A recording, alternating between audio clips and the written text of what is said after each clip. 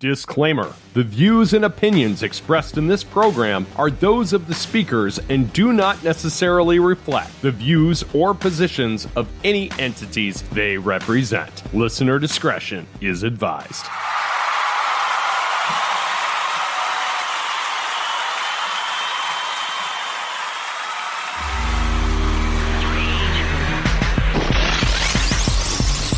Like it or not, friends, mass media has taken on a new name, and that name is content.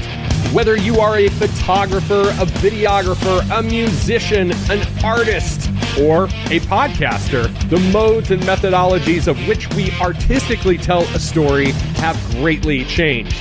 Joining me on the podcast today is a visual artist who specializes in underwater photography, and he himself is a recent podcast convert.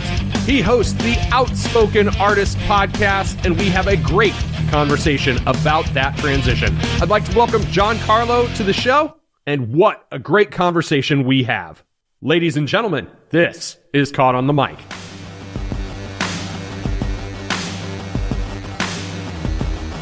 So, ladies and gentlemen, I have talked about it multiple times in my journey of podcasting, how big of a fan I am not of the Facebook podcasting groups, but every once in a while, there's a diamond in the rough. You know, I am a man that is all about vetting the talent that's going to be on Caught on the Mic. And my next guest is a photographer. He specializes in underwater photography. Is that correct? That's correct.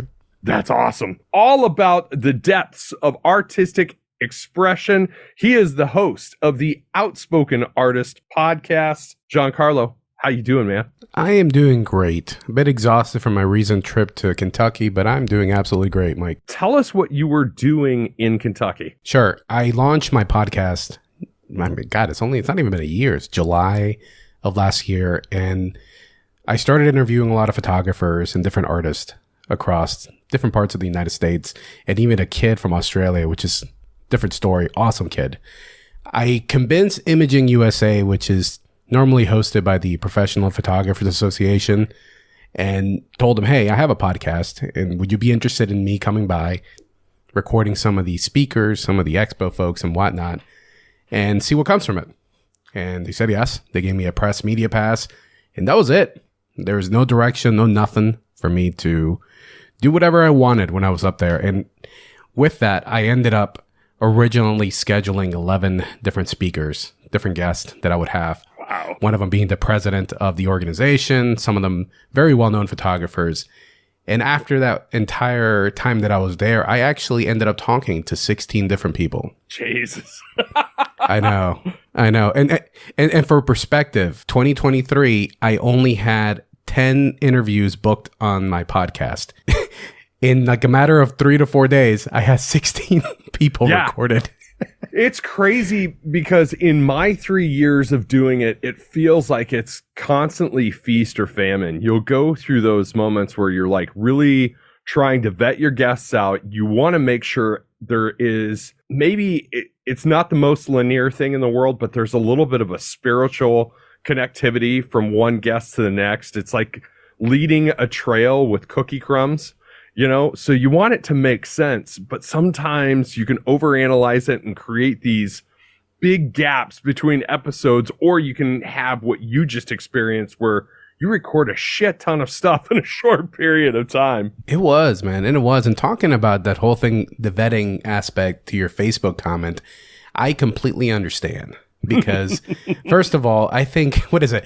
At least 8 times out of 10, somebody's some sort of speaker, motivational, like if you've had trauma in your life, which if you didn't overcame it, kudos, man. Kudos to you. It's hard to find good guests in there. And I've only had one person who was an author and she was fantastic. Outside of that, my God, it's hard, man. It really is. It really is. And you have to be careful because there are some people that are kind of involved with multi-level marketing and the multi-level marketing grift. I'm not going to say who, but I got caught up in one on an episode I did not too long ago. And it's crazy because I didn't vet that guest as much as I normally do. I took them at face value, who they said they were. And then stuff started coming out online shortly after I released the episode. And I was like, oh, shit. To the point where I was almost like, should I pull this episode? I don't blame you. I don't blame you because even I'll get messages from people, even within the photography space, that'll tell me, hey, I've heard all about your podcast and would love to be a part of it, especially because I'm the organizer or creator of blank program. And immediately I'm like, okay, what is this? What is this about? Are you wanting to talk or are you looking to sell? Because I get it. Most of the educators that I speak with have some sort of program, and that's fine. Because if you're going to give somebody value, and I feel that my listeners, whoever else, may actually get something good out of it, then by all means. But I'm just not going to bring somebody on who is going to probably take someone's money away, because everybody's trying to make it in the art department. Yes, absolutely. And that's a good segue, because I want to dive more into your experience starting this podcast and getting it rolling, because it sounds like it's going to be rolling through like a freight train very soon with the number of interviews you've recorded. Let's actually talk a little bit more about the genesis of your photography and kind of this path that brought you to where you're at today. Absolutely. As you mentioned, I do specialize in underwater portraits. Right now, I'm in a bit of a hiatus because the person that had the pool that I utilized left. So that kind of put a pause in the work that I do, because ideally you want to have a saltwater heated pool, because the subject has to stay warm and you don't want chlorine in their eyes. I also specialize in high volume headshots, which is what led me to that imaging convention last year, which was my first one. I'll tell you what, there's this perception, or at least it feels like, everything's Facebook, by the way. It goes back to dang Facebook. Yeah. Where if you post something like, I'm looking for a photographer, within 10 to 20 minutes, you just see it. It's like you can start, I'll charge $500. And if you wait long enough, you'll get that person like, I'll do it for free. Right. It just becomes like a dog eat dog type of thing. And interacting with these wonderful folks that I met made me realize, man, these are some really cool people. Artists in general tend to be pretty cool. There's always going to be pretentious people. There's always going to be those that are trying to push you down. And I wanted to highlight these folks. And additionally to that, I wanted to create a safe space where, for example, Mike, I feel like I can talk to you about anything. I don't get the vibe that you're going to be pinning me in a corner and I'll be judged. That's what I wanted to recreate, a place where people can speak whatever they wanted to without judgment, as long as they weren't, belittling anybody.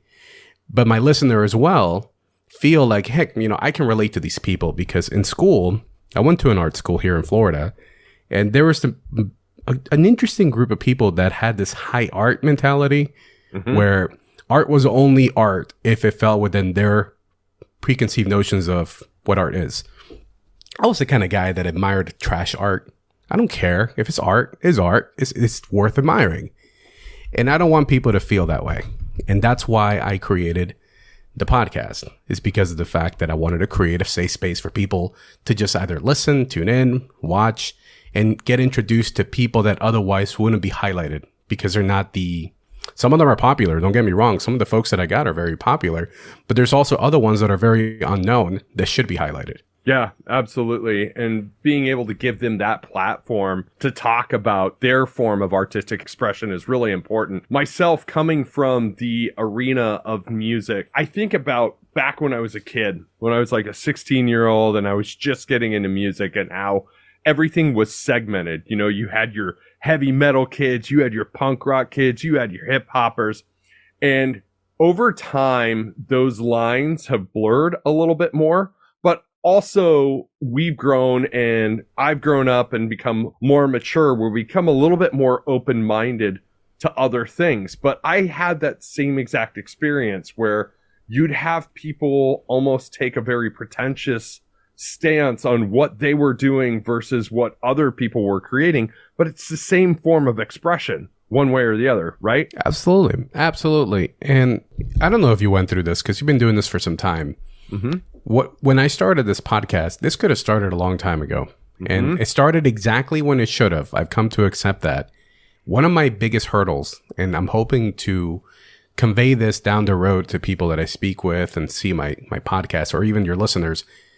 One of my biggest blockers was perfection paralysis. Mm-hmm. Everything had to be perfect. And that's where photography came into play. As a photographer, everything has to be perfect for me. My lighting, my background, everything. That literally translated to everything because I do video podcasts. Mm-hmm. So before I even press record, no, my lighting has to be perfect. No, my background has to be perfect. This has to be perfect. And I waited and waited and waited. I posted on 2020, I'm going to put a channel. Like everybody was born in the pandemic, right? I'm going to post a channel. It took me 3 years. 3 years to put something out there. Now, granted, it happened when it needed to happen, but nonetheless, that pursuit to perfection held me back so much. So if anybody's out there listening and you're thinking about doing something like this, just start. Doesn't matter because every single little thing that I was so adamant about before I started, you look at my setup today, none of it I apply because I've learned on the go. Yeah. That's so funny because I think I first conceptualized the idea of doing my show around 2018, like long before the pandemic. But the pandemic kind of forced me to pull the trigger, and I'm the same exact way.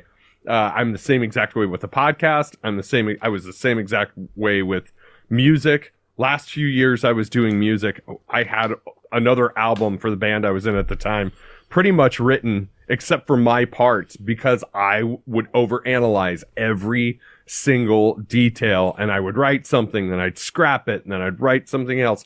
I'd scrap it. And that's kind of how I came to terms with the fact where you got to make a decision whether your heart is in it or not. Are you going to pull the trigger on this thing or not? And sometimes forcing yourself into that decision is the best decision you can make. Absolutely. I agree. Taking back a couple of days ago when I was over there in Kentucky, remember, I was originally scheduled for 11 people. Mm-hmm. I'll give you the fast track of what happened. I was supposed to do all my recordings in that hotel. They gave me the clear. Everything was good. I get there the day of. I was about to hit record on my first guest. Short little person from the hotel comes by and says, "Oh, I'm sorry, you can't be here." They gave me all these different excuses at the end. They said, "Oh, no, you just can't be recording." I'm like, crap. Now I got to tell all my guests, we got to move this somewhere else. I don't want to cancel on anybody. So I made it work where I could do it at the expo place. But where I'm going with this is to the point of perfection and preparation. I prepared. I did my research on people. I did my research on 11 people. Then there was those other 5 ones that happened to be because people felt like you got to be on the show. You got to interview this person. Let me tell you a story. Margot is her name, and she is a wonderful boudoir photographer. And when I sat down with her, 2 people told me, you got to talk with her. I'm like, okay. I thought it was going to be virtual, but it worked out that I had a 20-something minute gap and somebody brought her to where I was set up and like, oh, here's Margot. I'm like, all right, let's do this. She sits down. I sit down. I'm like, Margot, this is going to be great because I know nothing about you and you know nothing about me. So we are going to get to know each other.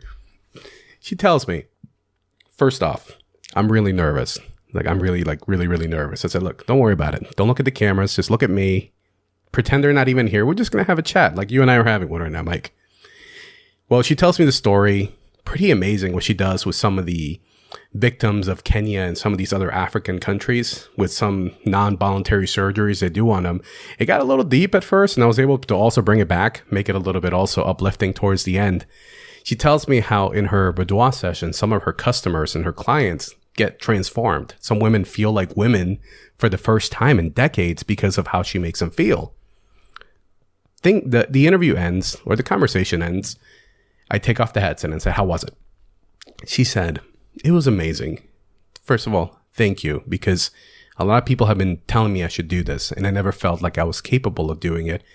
But now I understand how my clients feel when their life is transformed. I'm like, holy shit. That's in my mind. I didn't say that out loud. It's like, holy shit.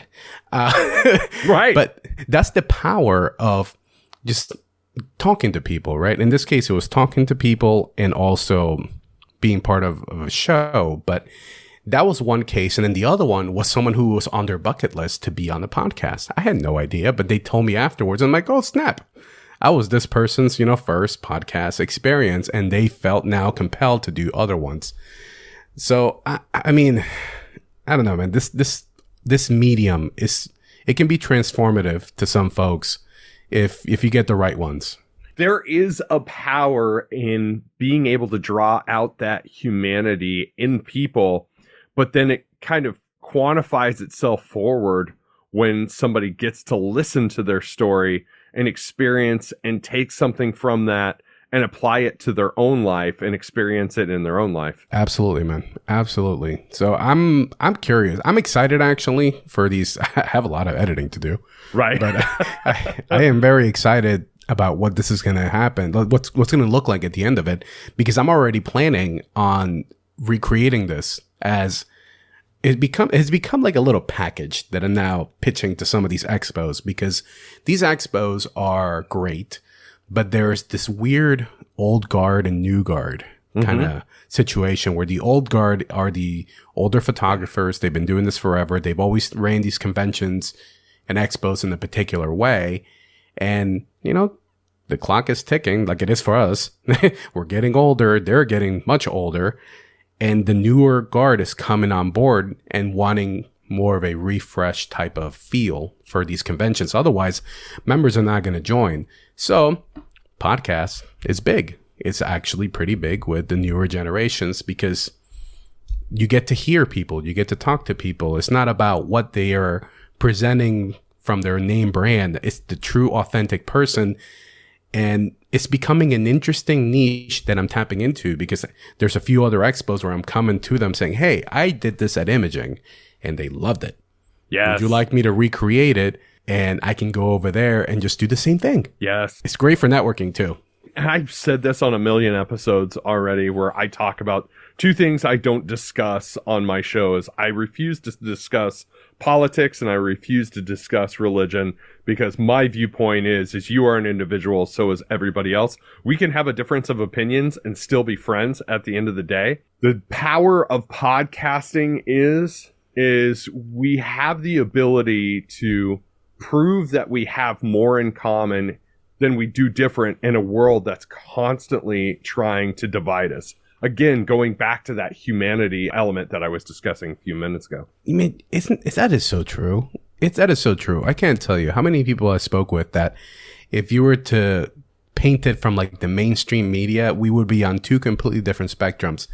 We are more alike and we are more similar than we are different. Unfortunately, the perception that's put out there doesn't make it so because people make money off of the malice, right. the bad. And that's the unfortunate part. But the great thing is that when you look past that, buddy, everybody's just trying to do the same thing, right? They're just trying to live their life, trying not to do bad onto others. I mean, there's always going to be bad apples. But I would agree, man. I would agree. You can sit down with people, have a wonderful conversation, and it's perfectly okay. Yeah, for sure. Being that your cornerstone of experience is in photography, you're obviously having a lot of photographers on your show. Let's kind of get into the range of guests that you have had on your show so far, who you're looking to have, and where you're wanting to go with it in the future. Absolutely. I started interviewing the people that I knew. The first guest that I had is a gentleman named Jay Rosen, and he, ironically enough, was a cosplayer when I met him. And he would create these wonderful prosthetics, but he had this really cool project that he's been a part of for, I think, going on 11, 12 years now. He was one of the first to work on it's called Mirrorverse. Essentially, it's the stuff that Apple's doing now with the augmented reality. He's been doing this for like over a decade. It's just that to the point that I think Verizon, I think they offered, I don't know if he sold it or not, but they offered to buy his technology because he was trying to do it from a approach of, I want to make this available for the masses, where he was able to create an augmented reality headset for only like $12. Oh, wow. Yeah. So I think Verizon was offering to buy it to keep it off the market. I agree. At $12, at $12, that's not really profitable when you have Apple and all these other companies selling headsets for hundreds of thousands of dollars. So he does that. He is an astrophotographer too. He picked that up during the pandemic, and became fantastic at what he does. So that was my first one. I guess he was a photographer, but also a jack of all trades. From there, I had a I had a few photographers. I had a trade show expo expert who primarily, although she does photography, her thing for the last couple of years has been actually setting up these expos and all the work that goes behind it. I had a race car driver who's now a high performance coach. He's fantastic and interesting because racing is art. I had a book author. She was really good. She's really good to check out. Sarah Page. I had that 11-year-old kid, that prodigy from Australia. That was a fun one, man, because my barber was playing some music and it was handpan music. I'm like, oh, this is really nice. And he said, hold on, man. Hold on. There's this kid. It's like a 10-year-old kid at the time. He is a prodigy in the handpan. He pulls them up, puts them on TV. And I'm like, damn, this kid is badass. And I noticed that he only had like 9,000 followers at the time. And I thought, I'm gonna comment on one of the videos to see if maybe, right? I think I only had maybe like 30 followers or less at the time. And well, I sent it and I didn't think anything of it. Went on about my day. Then one day I saw that there was a response to my comment and they said, absolutely, we'd love to do it. I'm like, holy crap. Yeah, this is really cool. At this point, he was already past the 10,000 followers and ended up figuring it out. And right a couple of days before Christmas, I got a chance to first meet them before the podcast just to talk and understand logistics and whatnot. Ended up having an hour-long conversation. They're in Australia. I'm over here. And wonderful people, wonderful family. Did the interview.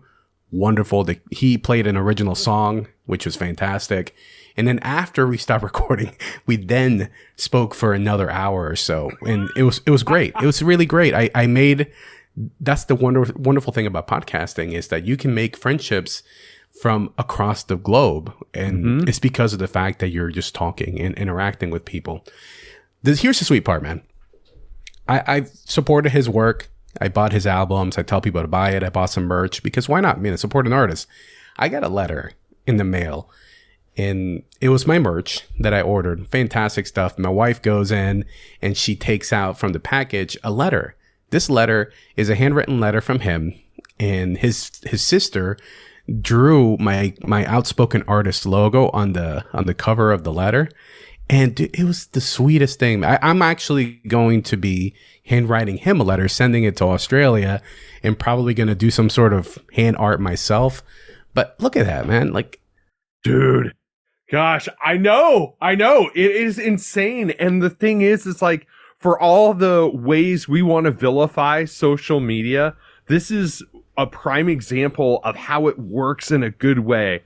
And how like serendipitous things can be, because I've had the same exact experiences. Those 1 in a million comments you leave on somebody's social media turning into this great podcast episode, turning into this great relationship you forge. And that's what life is all about, man. I love this. It is. And now in Kentucky, one of the guests that I had was a very talented photographer. I mean, a lot of them are.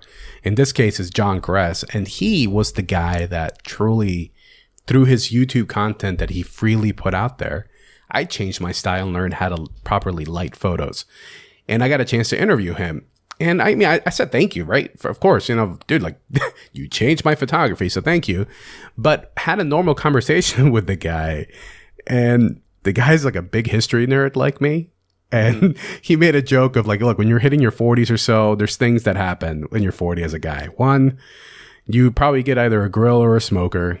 Two, you pick up photography, or you start to learn about like history, specifically World War II history. I'm like, damn it, man. I'm like everything except the grill and the smoker.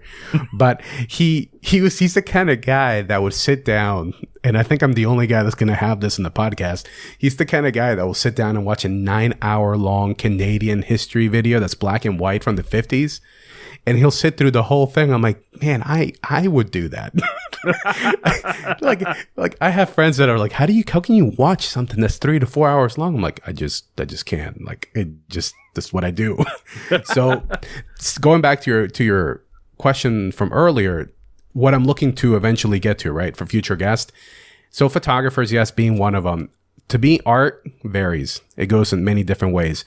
There is a knife maker over here in the Tampa Bay side that teaches people to make knives from scratch. I think that's fascinating. Stained glass artist. Art's like whatever. I mean, it could be really anything. It could be somebody who makes sandcastles. It could be, there's this guy in Europe that does these weird installations where he makes people like they're vacuum sealed. I don't know if he speaks English, but I want to talk to that guy because he's been doing this for over a decade. Things like that, Mike. That's the kind of people that I want to talk to and just get to know them a little bit and understand their why. Yes. And that is so important because everybody's why is different and unique to them. But there, you have this tremendous opportunity for somebody else to hear that and it resonate with them and it clicks inside of their head. Again, it's another beautiful thing about podcasting. Absolutely. And it's not about me anymore, which is kind of, I was like that for so many years, right? Like it's, me, right? Nowadays, I get to showcase people and it's so much more rewarding because you get to see people in a different fashion. They get to tell a story that maybe somebody else doesn't know. And I don't know, to your point, it's a good way of using social media for the positive, not for all the negativity that's out there. Absolutely. So you're kind of on a high of getting all of this going. What's been a challenge that you've experienced so far that you didn't foresee before you started it? Oh, man, it shouldn't be any surprise. I'm a one-man team at the moment. Time is always challenging because if you think about it, right, I have my job that pays for most of the things that I do. I have my photography business as well that I maintain. So those two in itself is already going to be a lot. Then I'm also a family man, which right. I have to make sure that I give ample amount of time for that. And then lastly, throw in the podcast where you're having to schedule guests, already, vetting good guests and whatnot. That takes time that I didn't think it would, right? Trying to find the guests, coordinating schedules, fitting everything in so it works. So that's been the biggest hurdle. Is just I learned how to use a calendar. I mean, I've never been so great with a calendar in my life. Never in my 20s or even in my early 30s. I was not a calendar guy. Now I live by a calendar. Right. Otherwise, like you're asking me, when can we record? I'm like, all right, we have like a window of like 1 hour at this time, but it's good. It's good. It actually, even though it's a hurdle, it gets you to be more efficient and more effective at what you do. So I've just been clever enough to utilize technology as well to my advantage. I use AI for a lot of my video editing that is for podcasts because there's great tools for that. When I'm making my reels, I use AI because otherwise it'll take me too many hours that I don't have. So it's just getting creative with the little time that I have to be able to do this.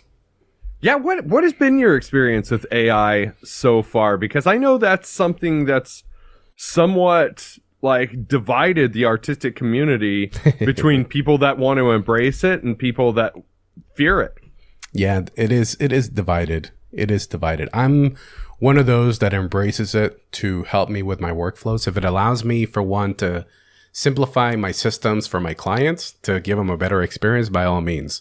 For my podcast, for editing, it's fantastic. I can edit. I have the background. That's what I also went to school for. But if I can press a button and this thing automatically syncs up my video, my audio, and my multi-camera setups and does a 90% of the edit in less than 3 minutes, I'll take it. Right. I'll take it. I'll go and do something, come back, and it's practically done. Because, again, it's there. It's not going to go away. Right. As I mentioned, I do high volume headshots. For me, it doesn't affect me too much because when I photograph 100, 200 people, companies need someone who's dedicated for that. But for the photographers out there that are doing single headshots, it's challenging because it'll take selfies that you take and give you a really good looking headshot for 10% of the price. Mm-hmm. So that's gonna disrupt the market. And it's not just photography. I know people that I know within my networks that specialize in educational platforms that utilizes AI to teach kids based on their likes and dislikes. So if you have a kid that's into basketball, it'll create a curriculum for both science, math, and whatever around basketball. and then the kid will be able to understand it. Or if they're into music or into whatever, that's great. But some teachers are terrified because like, shit, what am I needed for? You have AI software that allows you to review legal cases. What are paralegals going to do? It's a powerful tool that unfortunately is going to hit a lot of markets, and either you can embrace it and adapt and pivot, or you're going to get left behind. It's no different. It's the next stage of the Industrial Revolution. Yeah. Yeah, it is. I kind of maintain a duality on it because I see everything that you're presenting here, but I also kind of see the flip side of it from that was largely what was behind the writers' strike and the actors' strike this last summer because of likeness reproduction, writers fearing that it's going to render their jobs obsolete. But then you have somebody like Dan Aykroyd that says, hey, after I die, use AI, replicate my likeness. If this keeps the Ghostbusters franchise going forever, so be it, It's not going to go away. Right. That's the thing with us, right? With humanity. Once we tap into something, it's just going to be explored. We'll take one invention and just see how far we can go with it. And in my case, for what I do, I found things that help me right now. And as the time passes, I'll have to figure out what else I may have to adapt to. But not everybody thinks of it that way because, it's scary. It's completely understandable that it's a bit scary. Right. Absolutely. Real quick, as we start to wrap this up, kind of tell me what you wish you would have known back when you started photography and this podcast that you've embarked on that you know now. Photography wise, I would say that in reality, a lot of the photographers are more supportive than I originally thought. Pretty much, they tend to help each other out. I'll give you an example where I've seen photographers that have a job, a headshot job, for example, and they can't do it. So they'll go ahead and hand the job off to a photographer they trust, and they help each other out. And I've had friends that have gotten jobs from the same person. So it's like this back and forth. Rather than thinking that you're by yourself, there's actually quite a bit of a community that exists out there, but only is available if you actually put yourself in it. If you're in a corner by yourself, you're going to be by yourself, right? Right. So I wish I would have known that earlier because I think that would have helped me grow as a business person and as a photographer and as an artist. And for podcast, I think I go back to what I said earlier, which is I wish I would have just started. I would have started messy. I would have just made mistakes because I was so concerned with screwing up, not reading off the script or fill in the blank. I now embrace it because you know what? We live in a generation where it doesn't have to be perfect. And that's what I grew up with, where the lavalier mic had to be hidden. This couldn't be shown. You couldn't see the microphone. You couldn't do all this. That was how it was before. Now, people don't care. They don't care if you have a DJI mic on your shirt. They don't care about that stuff. What they really care about is what's being said and what's being presented, because that's what matters at the end. It's not how good it looks or how professional you were in hiding stuff. If you have good content, if you have something of value, then that's really what matters. And I'll say this. I forgot who it was. I think it was Chris Doe from the future or somewhere. You have to think about social media and everything that you put out there in two simple ways. Are you, one, giving people value? Or two, are you taking their time away? Because if you're taking their time away, if you're just posting something that's got no meaning and somebody scrolls through and it's like, oh, okay, cool, they'll go on to the next. But if you truly want to be successful in social media, give them something of value, and that's what people share, and that's what people will save. And I wish I would have known that much sooner, but again, you learn it when you have to. That's a fantastic mindset to have. That leads me to my closing question that I ask every guest, everybody from UFC fighters to heavy metal musicians to psychics to anybody that does my show. And that is, what is your advice for making the world a better place tomorrow than what it is today? It's a great question, right? sometimes it's such a simple answer where I'm going to just encapsulate it into two things. One, it's easier to be upfront and honest than it is to be deceitful and lie, because you don't have to keep track of anything if you're being honest. So that's number one. Be honest, be yourself, be authentic. And number two, man, just be kind. I mean, we all have good days and bad days. Just because you had a bad day or you see the world in a certain way doesn't give you the right to treat people unkindly. That's it, man. Just be kind. And I think good things will come to you. Not that you should be expecting that they should, but by being kind and being authentic and being yourself, you're going to surround yourself and people are going to gravitate towards you that share in the same mindset. Yes. But have a good vetting process like you do on the Facebook groups, man. Yes. I tell you, man, I don't care where anybody exists spiritually. If there's not anything that's more true in the world, it's karma. Karma exists. Karma is real. What you put forth in the world will come back to you tenfold, always. I agree 100%, Mike. So where can my listeners find you and your podcast online? This is your opportunity to plug your stuff, my friend. Absolutely. Easiest place would be to check out my website for the podcast, outspokenartist.com. That is probably the best place to go because you'll have access to my YouTube, Spotify, all the other social media channels. And lastly, if you want to check out my photography work, you can go to Cats Meow Tampa. That's CATS, meow, like the sound, tampa.com. It's a little bit less exciting than the podcast, so just go to the podcast. Sounds good. Man, I'm so glad we got to connect, and I hope we cross paths again here in the not too distant future. Absolutely, Mike, man. It was a pleasure. Thanks for doing the show today, John Carlo. The world's a much better place with you in it. Same here, man. Same with you. Bye. I want to thank my new friend, John Carlo, for doing the podcast today. That was a really great conversation. I was just listening to it again for the second or third time, and I really enjoyed that. You can find the Outspoken Artist podcast on all podcasting platforms. Check him out on YouTube and visit his website, outspokenartist.com. If you are in the mood to surf some websites, make sure you visit www.caughtonthemic.com. Follow Caught on the Mic on all social media platforms. Make sure you are giving me a 5-star review on Apple Podcasts. You can rate me now on Spotify as well. I appreciate you.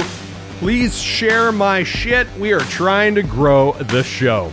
This has been Caught on the Mic with Michael Clark. I'm Michael Clark. Until next time, thank you.